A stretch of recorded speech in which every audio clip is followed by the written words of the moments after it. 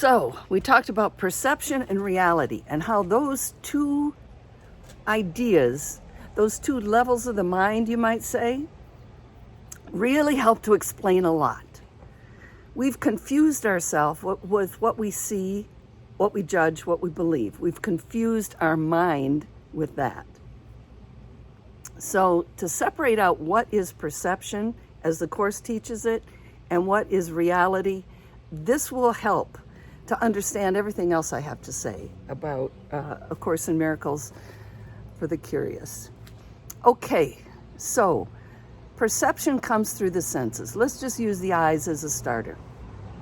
They all work the same way, and they work together to give you like a holographic picture that is absolutely real. Hey, you know, years ago there used to be a holographic museum in New York City, and I don't know what, I'm talking more than 20 years ago, they showed holograms as people describe them, but you never see them. I'm telling you, it was like, there was one that was like a pyramid in the middle of the room. It was red, yellow, and green, and it truly looked like it's sitting there, 3-dimension, and you could actually put your hand through it. What? Yeah, it was so realistic. That is what our senses are doing. But of course, our brains and our senses are more brilliant than technology. That's my belief. That may not always be the case. Okay. So perception is it's both data and the interpretation of data. And the interpretation comes first. We see what we're looking for. This is so primal an idea that I'm going to repeat it. We see and experience what we're looking for. So think about it this way. You've seen this. A person has an angry attitude. They live in a world of anger. They may think they're not angry, but you know they're angry. And everybody's angry at them. An angry person lives in an angry world. And a loving person lives in a loving world. And it's a choice. It's a choice of which perceptual filter you'll use. We have to use a filter here because we're not in the great oneness.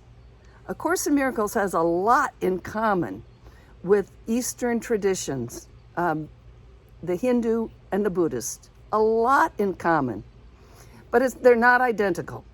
My personal opinion has a lot more in common with quantum physics than anything else I've run into, but you don't have to go there, okay? That's just my take. We all find our own threads in, right? Okay, or we all find our own way of supporting our experience. Wayne Dyer talks a lot about perception and reality. He may use other words, but you know, his very first book was called My Erroneous Zones. The mistaken ideas I have in my mind that get projected out to show me a world that is going to hurt me, that I'm a victim of, and the world includes your body. Our mind is not our brain. Our mind has the choice of two thought systems.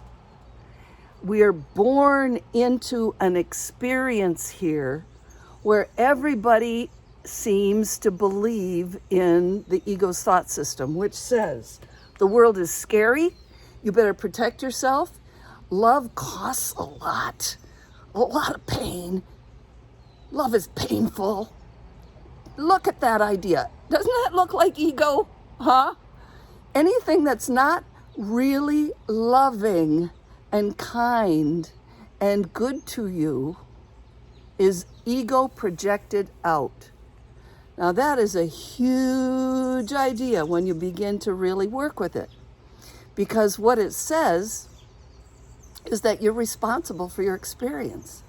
And ego, as long as we're choosing that, ego says, Oh no, she really did that to me. The IRS really did that to me. The COVID or my in-laws, whatever. I'm the victim of the world I see. That is ego's big story. We got to watch out. We got to protect ourselves. We got to armor ourselves. And the armor goes around our body and what we perceive our body needs to be safe. And so we're defensive. We're defensive against anybody who challenges our view of ourself. It's a self-concept. The self-concept is projected out and it looks like the world. It looks like your world. Your self-concept is projected out and your world will show you the reflection of how you're seeing yourself. I think that's enough for now. I know this is a huge, huge shock to systems who are not ready for it. So if you're not ready for it, don't watch it, right? I mean, don't fight against it. It's only like as soon as you begin to say, nah, it's a bad idea, recognize that's ego, right? I'm only trying to love you. I'm only trying to help you feel wonderful. Listen, lesson 101, just like college class 101, lesson 101 is God's will for me is perfect happiness. Maybe we should talk about our concept of God next time.